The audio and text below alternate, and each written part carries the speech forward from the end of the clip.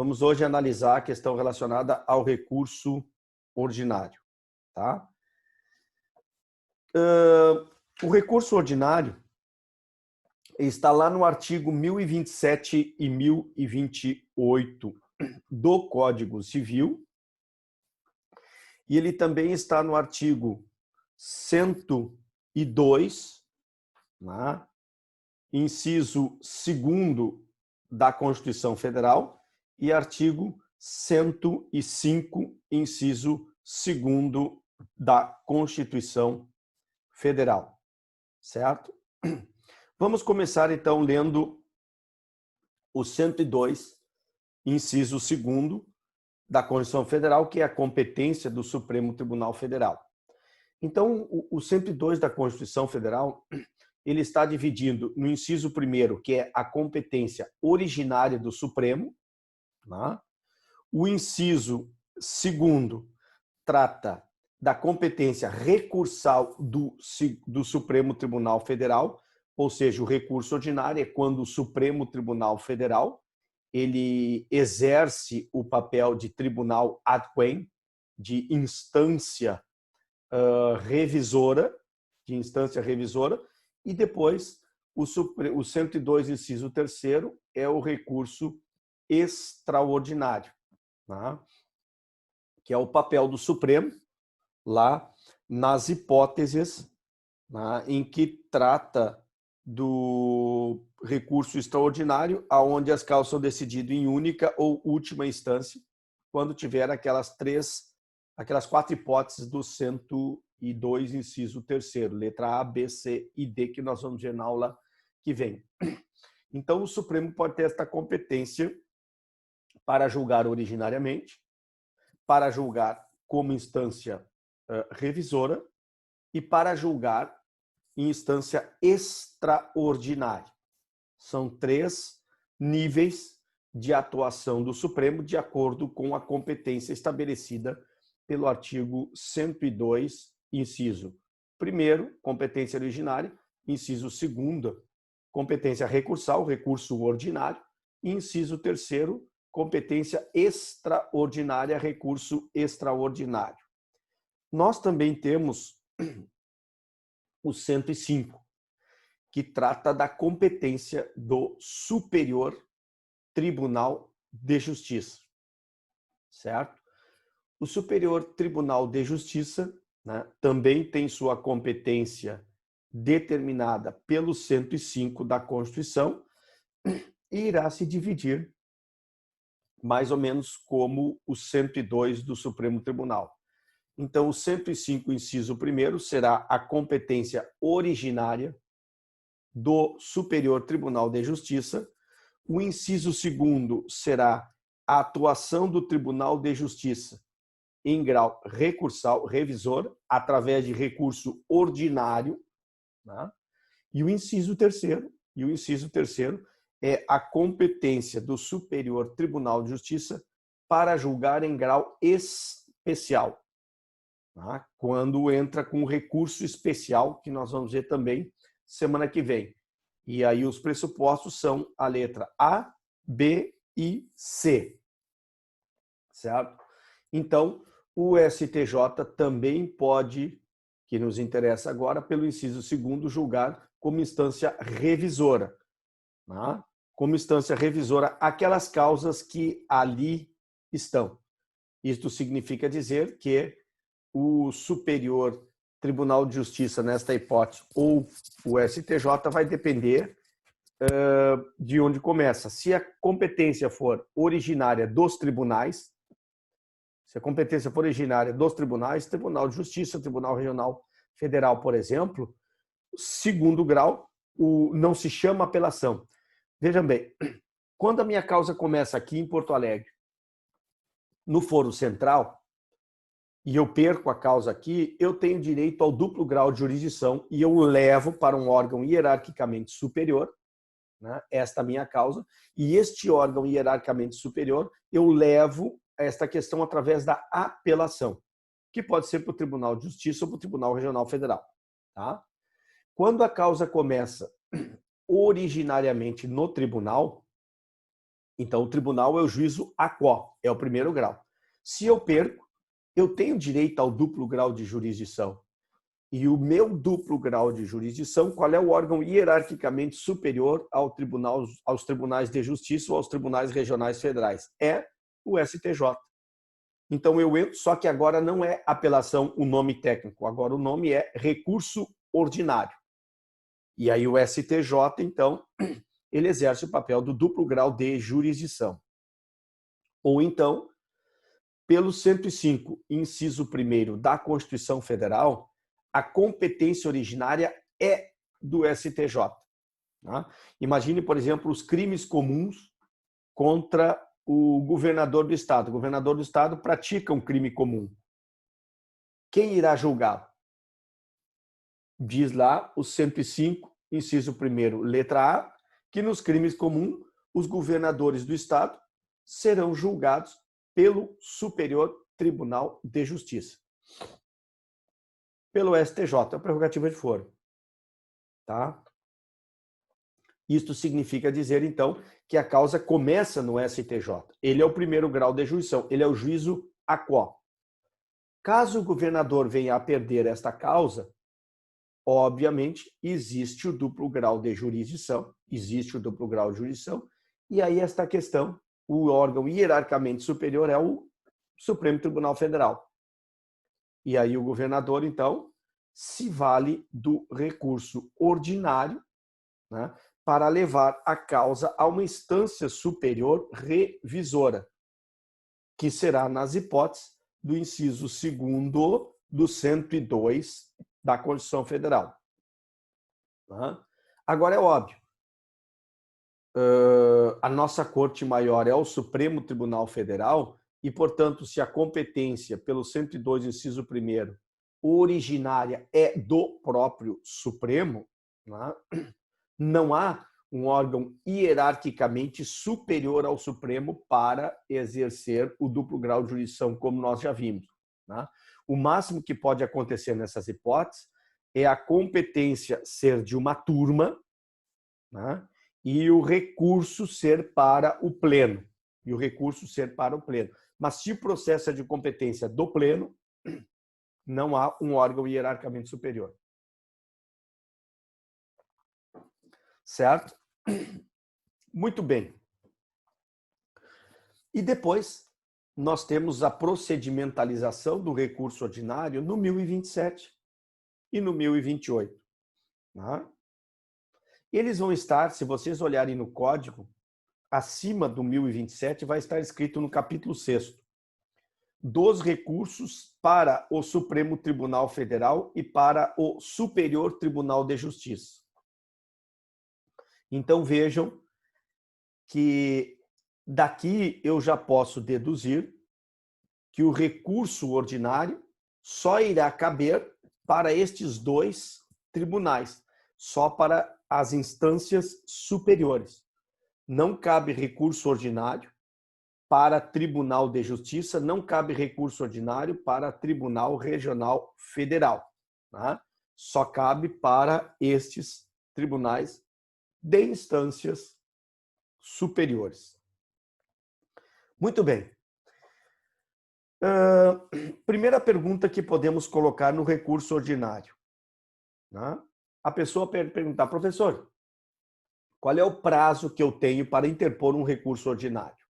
O prazo é o mesmo de todos os recursos. Ou seja, lá do parágrafo 5º do 1003. 15 dias úteis. Vendo o parágrafo 5º vai dizer, excetuados os embargos de declaração, o prazo para interpor os recursos e para responder-lhes é de 15 dias. É de 15 dias.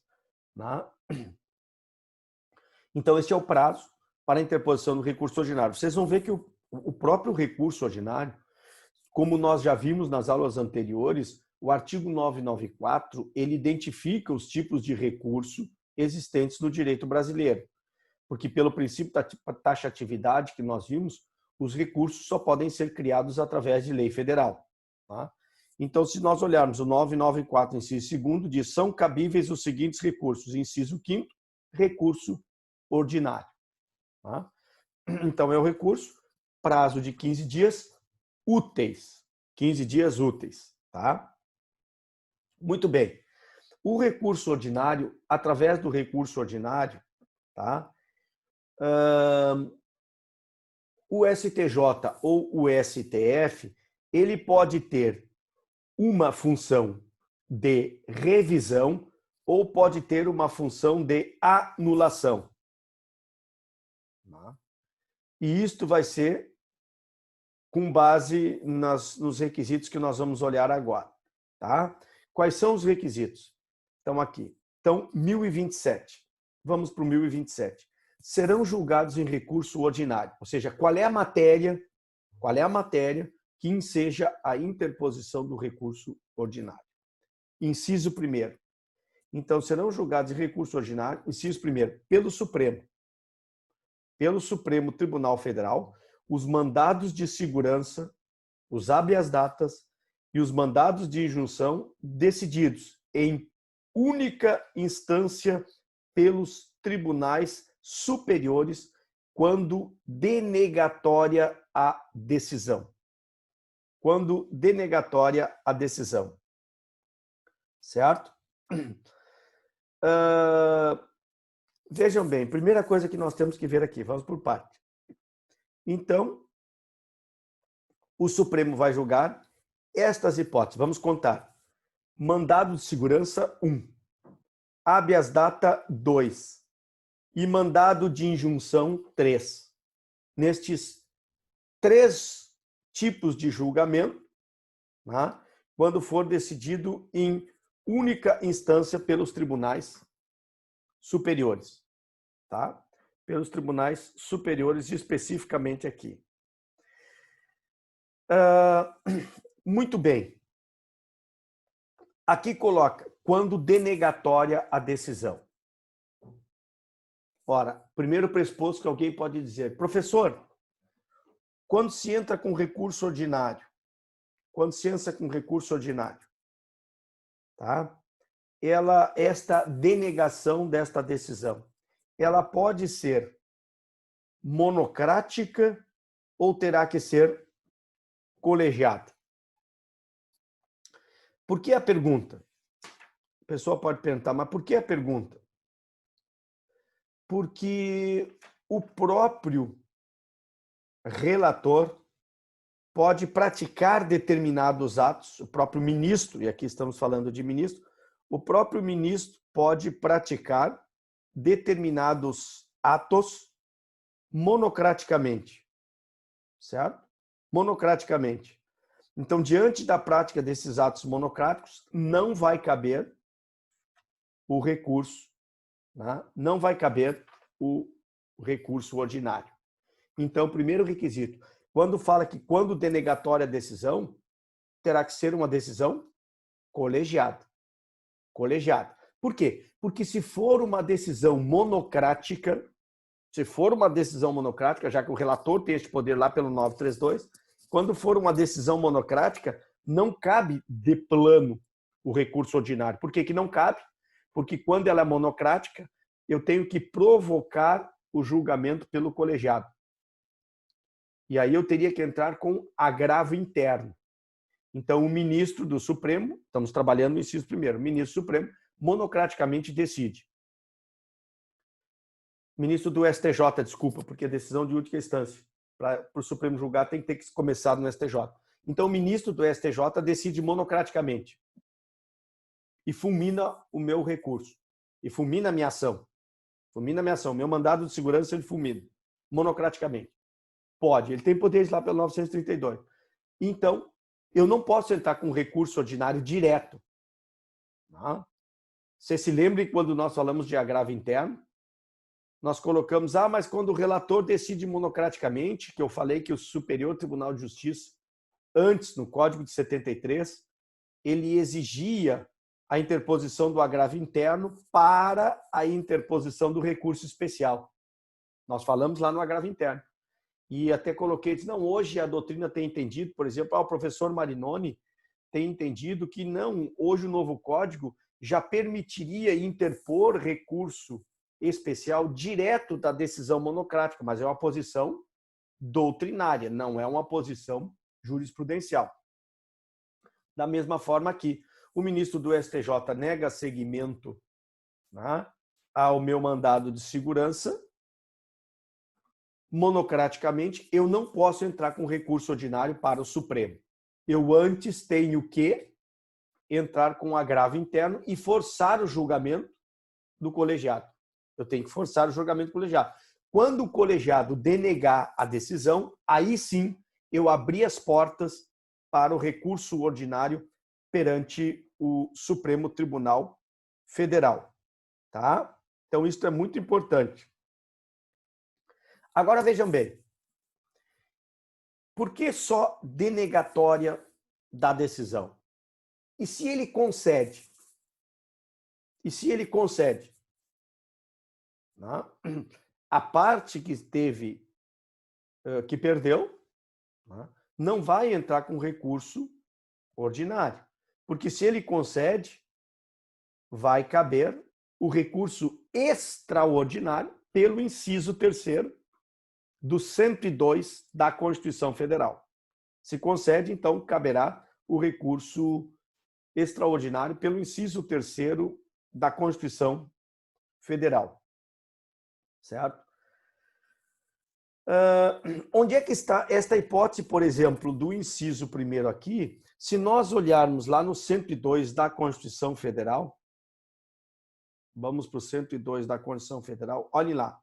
102, diz o 102 capa. Compete ao Supremo Tribunal Federal, precipuamente, a guarda da Constituição, cabendo-lhe, inciso 2º, tá? Julgar em recurso ordinário. Julgar em recurso ordinário. Letra A. Letra A. O habeas corpus, o mandado de segurança, o habeas data e o mandado de injunção decididos em única instância pelos tribunais superiores, se denegatória a decisão. Tá? Podemos ver que o inciso 1º do 1027 é quase que uma cópia da letra A do inciso 2º do 102 da Constituição Federal. Tá? Então, vejam bem, esta hipótese aqui é fundamental para poder entender esta questão. Tá? Então, quando fala aqui, quando denegatória da decisão, poderíamos discutir o seguinte, bom, o que significa dizer denegatória da decisão? E se ele denega a decisão com base no 485, é onde ele resolve sem entrar no mérito. Ou ele teria que julgar com base no 487, que é a resolução do mérito. Será que precisaria o ministro colegiado, no caso do STJ, será que precisaria a decisão deles ter sido com base no mérito, 487, ou eu poderia entender quando denegatória a decisão em sentido amplo, abrangendo tanto a análise do mérito quanto a não análise do mérito, 485 ou 487. Aqui, a jurisprudência é pacífica, né? Entendendo que, quando denegatória da decisão, a denegação da decisão não precisa analisar o mérito e, portanto, ela é analisada no sentido amplo. Ou seja, denegatória da decisão vale tanto para as hipóteses do 485 quanto para as hipóteses do 487. Tá? Tanto faz uma ou outra. Tá? Outra questão interessante aqui é a seguinte. Aplica-se nessa hipótese, a súmula 624 do Supremo Tribunal Federal. Vamos ver o que diz a súmula 624 do STF. Diz lá, não compete ao Supremo Tribunal Federal conhecer originariamente demandado de segurança contra atos de outros tribunais. Certo? Então, não pode o Supremo conhecer originariamente do mandado de segurança contra ato de outros tribunais. Então, determinado ministro julgou, então, ao invés da parte querer interpor o recurso ordinário, ela interporia o mandado de segurança em virtude de uma decisão de um ministro do STJ. A súmula 624 proíbe esta possibilidade. Tá? Ela proíbe esta possibilidade. Vamos continuar, então, aqui. Mais alguma coisa sobre o inciso primeiro aqui. Ó. Vejam bem. Como instância revisora, agora, como instância revisora, através do 1027, do recurso ordinário, certo? Não se aplica aqui, não se aplica a súmula 279 do STF. Tá? Vamos dar uma olhadinha na súmula 279 do STF. Diz lá, não cabe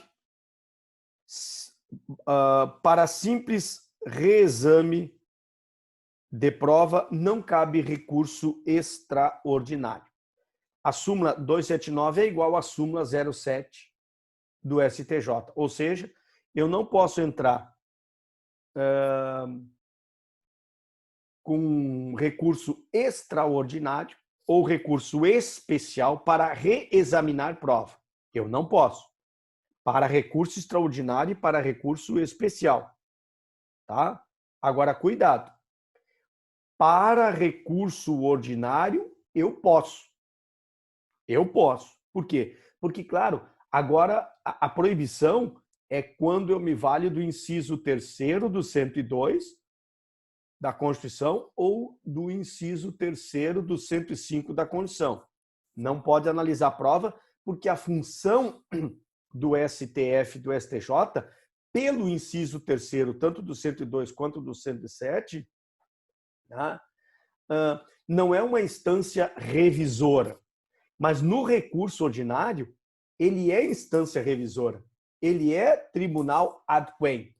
E, portanto, ele pode sim e deve reexaminar a prova. Por isto, pelo inciso 1º do 1027, não pode o ministro ou a parte contrária dizer, não, agora o Supremo não pode analisar prova. Não pode pelo inciso 3º do 105. Pelo inciso 2º, pode e deve, porque esta a função dele. É uma função revisora, é esta a função dele nesta possibilidade. Então, vale 279, recurso ordinário pelo inciso 1º, e vai valer a súmula 7, que é o mesmo conteúdo, para o inciso 2º do 1027, porque trata do Superior Tribunal de Justiça. Tá? Então, vamos lá, continuando. Isso no que diz respeito ao inciso 1º. Tá? Inciso 2º do 1027. Serão julgados em recurso ordinário, esse é o caput, inciso 2º, pelo Superior Tribunal de Justiça. Tá? Pelo Superior Tribunal de Justiça. Letra A. Os mandados de segurança decididos em única instância pelos tribunais regionais federais ou pelos tribunais de justiça do Estado e do Distrito Federal e Territórios, quando denegatória a decisão. Quando denegatória a decisão. Tá? Se nós olharmos isto aqui, nós podemos identificar a similitude na redação do artigo 105 da Constituição Federal, que diz lá o 105, compete ao Superior Tribunal de Justiça, inciso 2º, julgar em recurso ordinário. Julgar em recurso ordinário. Tá? Vejam bem. Letra B. Olha o que diz a letra B. Os mandados de segurança decididos em única instância pelos tribunais regionais federais ou pelos tribunais dos estados, do Distrito Federal e territórios, quando denegatória a decisão. Vejam que a letra A do inciso 2º do 1027 tem a redação idêntica à letra B do inciso 2º do 105 da Constituição Federal. Mesma coisa. Quando denegatória, diz lá a letra A do inciso 2º. Por quê? Porque se concede, tá, do tribunal de origem, caberá ou recurso especial pelo 105, inciso 3º, ou recurso extraordinário pelo 102, inciso 3º. Se concede. Tá? Caberá o recurso ordinário se denegatória nestas hipóteses. Tá? Vale aqui agora a matéria, né, nessa aqui, não se aplica a súmula 7 para o STJ. Porque, como regra geral, em recurso especial, inciso 3º do 105, o STJ não pode julgar, não pode reexaminar questões de fato. Reavaliar prova. Tá? Reexaminar a prova. Mas agora pode, quando o recurso for ordinário, de acordo com o inciso 2º, letra A ou B, ele necessariamente reexaminará a prova. E, portanto, nesta hipótese, deve ser afastada a aplicação da súmula 7. Tá? Deve ser afastada a súmula 7. Alguns autores colocam que nesta função aqui ele vai poder analisar a questão infraconstitucional e, eventualmente, alguma questão constitucional nesta hipótese. Tá? Letra B.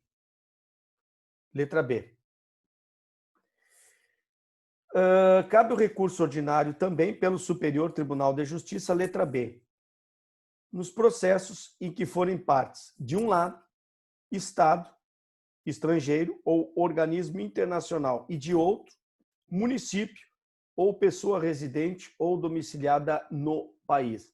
Esta é a hipótese da letra C do inciso 2º do 105 da Constituição. Olhe lá.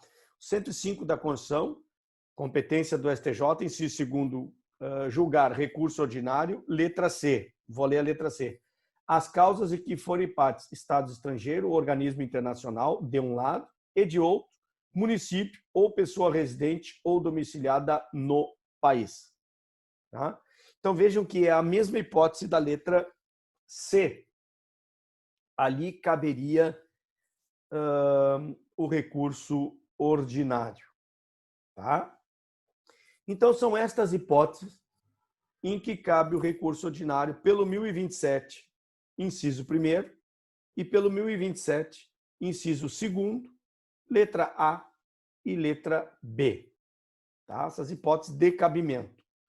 Por isto também o recurso ordinário é chamado, né, nessa perspectiva de uma fundamentação vinculada, porque não é como apelação. A apelação cabe de toda e qualquer decisão de primeiro grau, não importa o tipo. Então, não está vinculada a um caso em concreto. Nesta hipótese no ordinário, é só nestas hipóteses que cabe. O legislador diz só na letra nesta hipótese, nesta hipótese, nesta hipótese. Não cabe nenhum outro. Então, está vinculado a estas hipóteses, a fundamentação do meu recurso. Parágrafo 1º do 1027. Diz lá: nos processos referidos no inciso 2º, tá? A linha B, né, contra aqueles estados ali que a gente viu, contra as decisões interlocutórias, decisão interlocutória, caberá agravo de instrumento dirigido ao Superior Tribunal de Justiça nas hipóteses do 1005. Certo? Nas hipóteses do 1005. Quando se coloca esta possibilidade, né, do agravo de instrumento, né, a lei é muito clara nisto aqui. Por quê? Porque aí o recurso ordinário aqui, este recurso ordinário não vai ser de competência do próprio Tribunal Regional, certo? O juiz competente para conhecer tanto do recurso ordinário quanto do agravo, na questão interlocutória, né, vai ser o STJ. Vai ser o STJ. Tá? A lei deixa muito claro para não ter dúvida nesta hipótese. E o parágrafo 2º coloca: aplica-se ao recurso ordinário o disposto nos artigos 1013, né, que é a teoria da causa madura, parágrafo 3º, né, e o 1029, parágrafo 5º, né, que é o problema da tutela provisória. Vamos dar uma analisada nisso aqui para rememorar, que é relembrar comemorando. Vejam bem, se aplica ao recurso ordinário o parágrafo 3º do 1013. Vamos dar uma olhadinha ali que nós já vimos. Ao menos dar uma lida. O que significa dizer o parágrafo 3º do 1013? Diz o seguinte: se o processo estiver em condições de imediato julgamento, o tribunal deve decidir desde logo o mérito quando. Inciso 1º, reformar sentença fundada no 485.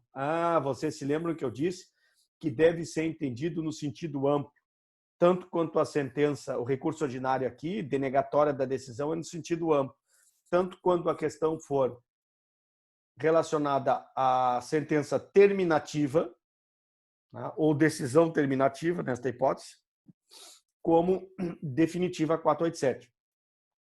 Então, uma decisão pelo 485, terminativa, que não analisa o mérito, se o Tribunal Regional Federal ou os tribunais estaduais, na hipótese do inciso 2º, né, denegar o mandado de segurança com base na questão do 485 e ele já tiver todo instruído, a parte entra com recurso ordinário para o Superior Tribunal de Justiça. Se o ministro entender que já existem todos os elementos para julgar o mérito, ele vai aplicar, então, o inciso 1º do parágrafo 3º do 113 e vai ultrapassando esta questão do 485, ele já vai decidir o mérito ao invés de mandar voltar. Da mesma forma, se do 1027, inciso 1º, se o ministro do STJ, se o julgamento no STJ, se os ministros do STJ denegarem aquele mandado de segurança com fundamento no 485 e ele já tiver totalmente instruído, a parte vai entrar com recurso ordinário para o Supremo e, ao entrar com recurso ordinário para o Supremo com base no 1027, inciso 1º, se os ministros supremos entenderem que já existem todos os elementos para julgar, eles vão ultrapassar, uma vez ultrapassado a questão do 485, da decisão terminativa, eles podem entrar no mérito se tiver todos os elementos. Se não tiver os elementos, devolve para o tribunal de origem. Tá? Se tiver todos os elementos, é o que diz o parágrafo 2º do 1027. Aplica-se-lhe a teoria da causa madura, segue para julgamento. Vale também nas hipóteses do inciso 2º lá do parágrafo 3º do 1013, que é decretar a nulidade de sentença por não ser ela congruente com os limites do pedido ou da causa de pedir, nos casos de ultra ou extra petita, que nós já analisamos.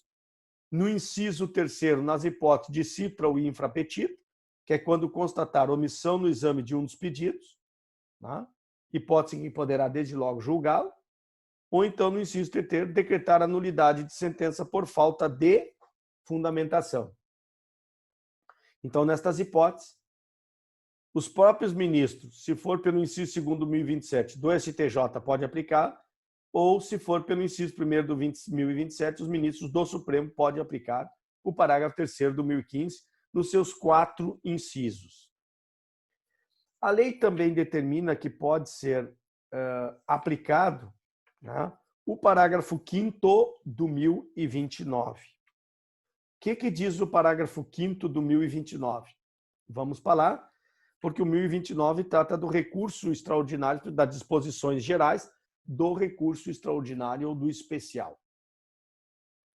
Diz o parágrafo 5º do 1029. O pedido de concessão de efeito suspensivo a recurso extraordinário ou a recurso especial poderá ser formulado por requerimento.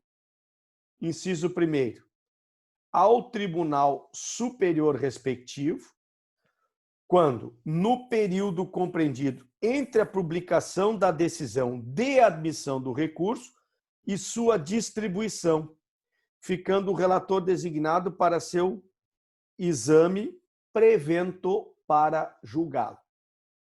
Tá?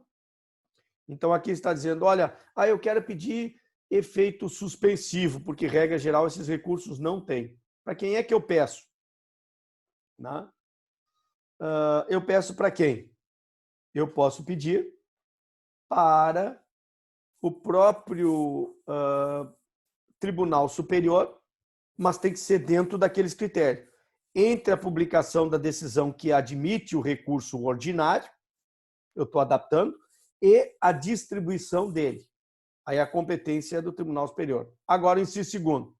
Se o recurso já for distribuído, né, eu fiz o meu pedido dentro do próprio recurso ordinário, eu abri um item próprio, se o recurso já tiver sido distribuído, quem vai analisar pelo inciso 2º do parágrafo 5º será o relator. Né? Será o relator. E pelo inciso 3º, será o presidente ou vice-presidente do tribunal recorrido, no período compreendido entre a interposição do recurso e a publicação da decisão de admissão do recurso, assim como no caso de o recurso ter sido sobrestado nas hipóteses do 1037, que nós vamos ver mais adiante. Então, diz o legislador que estas hipóteses previstas nas disposições gerais do especial e do extraordinário aplicar-se-á também para o recurso ordinário. Aplicar-se-á também para o recurso ordinário. Certo? Vamos agora para o 1028, trabalhar a procedimentalização deste recurso.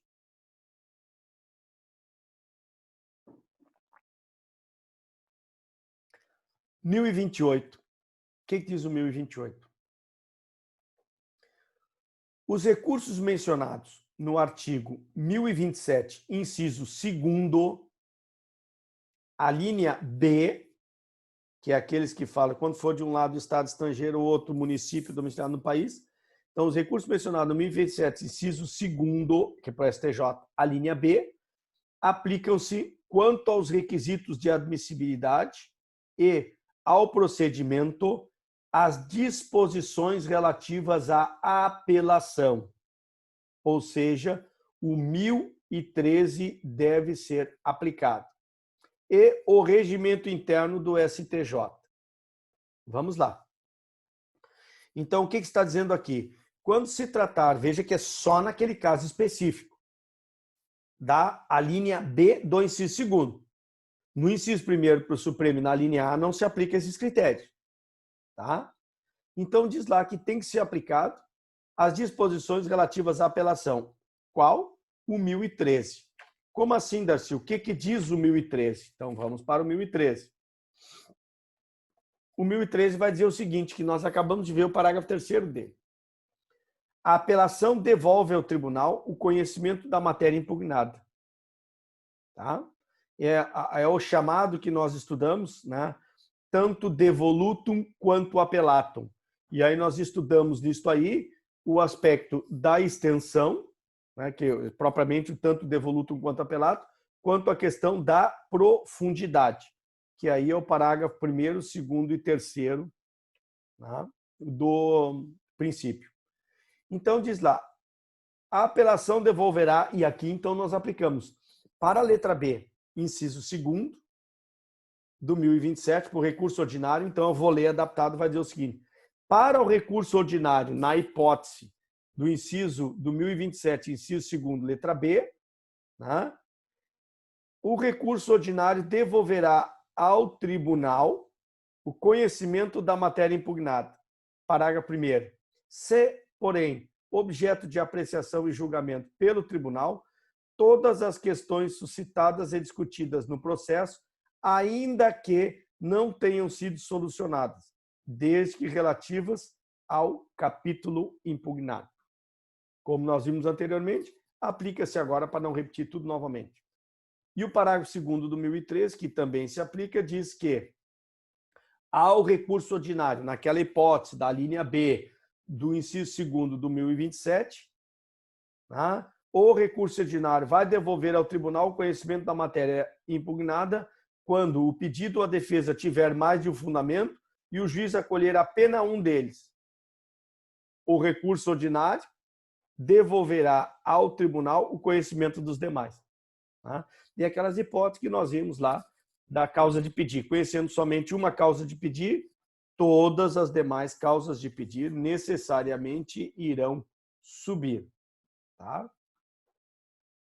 É isso que está dizendo o caput do 1028. Também se lhe aplica o regimento interno, que é o artigo 247 e 248 do regimento interno. É o 249 a 252. Por quê? Porque o 247 e 248 tratam da letra A. Tá? Tratam da letra A. Diz lá, o 247 diz, aplica-se ao recurso ordinário. Vamos ver o 247. Recurso ordinário em mandado de segurança, que é o da letra A. Tá? Aplica-se ao recurso ordinário em mandado de segurança quanto aos requisitos de admissibilidade dos procedimentos do tribunal recorrido às regras do 1028. Tá? Então, está mandando aplicar subsidiariamente as regras do 1028 também para a letra A. Tá? Só que isto é anterior, isto aqui foi posterior, porque é uma emenda regimental de 22 de 2016. Então, o código só previu para a letra B, enquanto o regimento interno esticou para a letra A também. Diz 248, distribuído o recurso, a Secretaria fará os autos com vistas ao Ministério Público e dará prazo por 5 dias. Tá? Logo após o julgamento, ele pedirá, colocará. 249 é assim, daí trata da letra B. Tá? E diz o seguinte, aplica-se ao recurso ordinário quanto aos requisitos de admissibilidade e ao procedimento no juiz de origem as normas do Código de Processo Civil relativas à apelação no que couber. Tá? Porque aqui fala recurso ordinário em processo que for parte de Estado estrangeiro. Aqui é exatamente a hipótese do 1028. Tá? 250 do regimento interno. Distribuído o recurso ordinário, será aberto vistas ao Ministério Público pelo prazo de 20 dias. Parágrafo único. Concluso os autos ao relator, este pedirá dia para julgamento. O 251 diz: o recurso ordinário não será incluído em pauta antes do agravo de instrumento interposto do mesmo processo. Porque nós vimos lá que pelo parágrafo 1º do inciso 2º do 1027 diz que cabe agravo daquelas decisões lá para o próprio STJ. Então, se houver agravo, o 251 está dizendo o seguinte, ó, primeiro devemos colocar em pauta o julgamento do agravo, que é a questão da decisão interlocutória, e só depois é que vamos para colocar em pauta o recurso ordinário que tratará do mérito. Tá? O 252 foi revogado. Certo? Então, isto as questões relacionadas ao regimento interno para aplicarmos estas hipóteses. Parágrafo 1º do 1028. Na hipótese do 1027, parágrafo 1º, parágrafo 1º, que é a questão do agravo, aplicam-se as disposições relativas ao agravo de instrumento e ao regimento interno do STJ. O que eu quero dizer? Aqui é importante o seguinte. Então, está dizendo que quando houver agravo, que aí a competência é do STJ, aplicam-se as regras relativas ao agravo, ou seja, aplicar-se-lhe-á aqui todas as questões do 932, todas as questões do 932, o ministro aqui poderá, quando estiver julgando o agravo, poderá decidir, tá? Por disposição do parágrafo 2º, do parágrafo 1º do 1027, que manda aplicar disposições relativas ao agravo. E nas disposições relativas ao agravo, nós já vimos que no agravo de instrumento, o relator tem muitos poderes para monocraticamente decidir algumas questões. Quais são elas? 932, né? Inciso 3º e 4º. Então, quais são os poderes? Só para dar uma rememorada, só vou dar uma lida sem entrar como nós entramos na parte quando analisamos o agravo. Diz o 932 lá, caput, incumbe ao relator, inciso 3º, não conhecer do recurso inadmissível, prejudicado ou que não tenha impugnado especificamente os fundamentos da decisão recorrida. Então, vejam que o ministro do Superior Tribunal de Justiça aqui, ele pode, do STJ, porque estamos falando lá do parágrafo 1º do inciso 2º, que é do STJ, então o ministro do STJ pode inadmitir o agravo de instrumento nestas hipóteses do parágrafo 1º do 1027. Ou então, o ministro do STJ, monocraticamente, pode negar provimento ao recurso que for contrário à letra A, súmula do Supremo Tribunal Federal, do Superior Tribunal de Justiça ou do próprio tribunal. Letra B, o ministro do STJ, monocraticamente, também nesta hipótese, ele pode negar provimento ao recurso que for contrário ao acórdão proferido pelo STF ou pelo STJ em recurso repetitivo. Ou, letra C, quando houver entendimento firmado em incidente de resolução de demanda repetitiva ou assunção de competência. Tá? Então, nestas hipóteses, vamos aplicar, e também o inciso 5º, também é aplicado. Depois de facultada a apresentação de contrarrazões, dar provimento ao recurso se a decisão recorrida for contrário a. Então, pode o ministro do STJ, monocraticamente, na análise do agravo pelo parágrafo 1º, né, do inciso 2º do 1027, ele pode aqui, ouvida a parte contrária, se a decisão for contrária à súmula do STS ou do STJ, acórdão proferido no STF ou no STJ, julgamento repetitivo, agora é o contrário do outro inciso. Entendimento firmado em RDR ou assunção de competência. Certo? Então, é isto que o parágrafo 1º está mandando. Isso é que o parágrafo 1º está facultando ao ministro, quando da análise do agravo, nas hipóteses do parágrafo 1º da letra B do 1027, poder utilizar os poderes do 1032. Tá? Muito bem. Parágrafo 2º do 1028.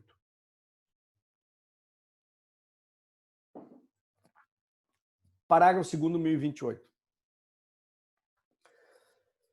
O recurso previsto no artigo 1027, inciso 1º e 2º, a linha A, né, deve ser interposto perante o tribunal de origem, cabendo ao seu presidente ou vice-presidente determinar a intimação do recorrido para, em 15 dias, apresentar as contrarrazões.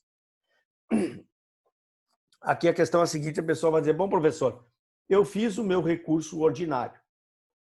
Onde é que eu devo protocolizá-lo? Onde é que eu devo distribuí-lo? O parágrafo 2º do 1028 te responde esta questão.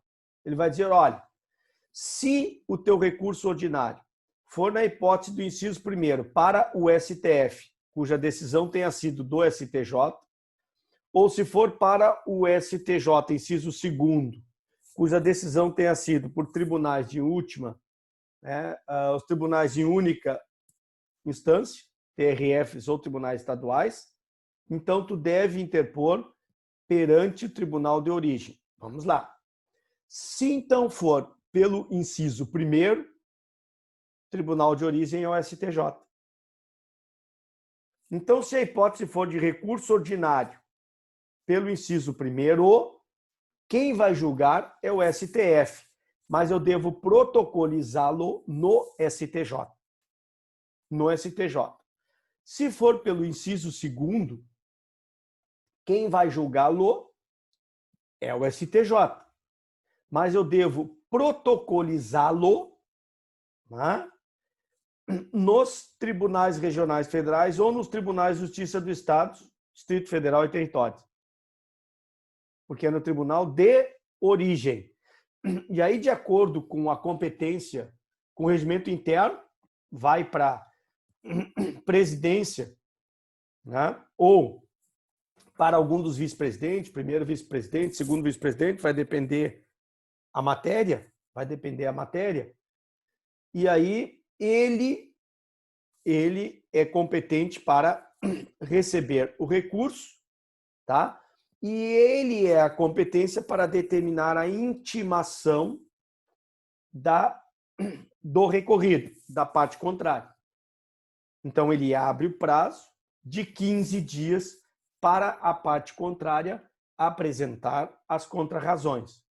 E só depois de apresentar as contrarrazões, né, ele remete para, se for tribunal TRF ou TJs, eles remetem para o STJ, ou se for o STJ que intimou, remete para o STF. Tá? Agora vejam bem, para finalizar, o que diz o parágrafo 3º. Fim do prazo do parágrafo 2º, ou seja, mandou intimar, né, para contrarrazões a parte contrária. Mandou intimar para contrarrazões. 15 dias úteis. Terminados 15 dias úteis, a parte apresenta as próprias contrarrazões, processo eletrônico, apresenta as próprias contrarrazões. Uma vez apresentadas as próprias contrarrazões, nesta perspectiva, o tribunal, né, de origem remete automaticamente, ou se for pelo inciso 2º, remete para o STF, ou se for pelo inciso 1º, remete para o Supremo Tribunal Federal. Vejam bem, independentemente de juízo de admissibilidade, diz o parágrafo 2º do 1028. O tribunal de origem não faz juízo de admissibilidade. Não identifica se tem preparo, se foi tempestivo, se tem regularidade formal. Não compete ao tribunal de origem fazer toda esta análise. Não compete a ele, certo? Compete ao tribunal ad quem, né? O STJ no inciso 2º e o Supremo no inciso 1º. Tá? Não tem juiz de origem, da mesma forma que na apelação também não tem mais. Se manteve uma padronização. Porque, como nós vimos anteriormente, de uma sentença de 1º grau cabe apelação. E em cabendo a apelação, o juiz, porque a apelação é interposta no juiz de origem também, o juiz de origem não pode mais fazer o juiz de admissibilidade como antigamente fazia. Se manteve este mesmo critério, esse mesmo padrão para analisar todas essas questões. Tá? E com isso, então, não é tão complicado, terminamos o nosso recurso ordinário.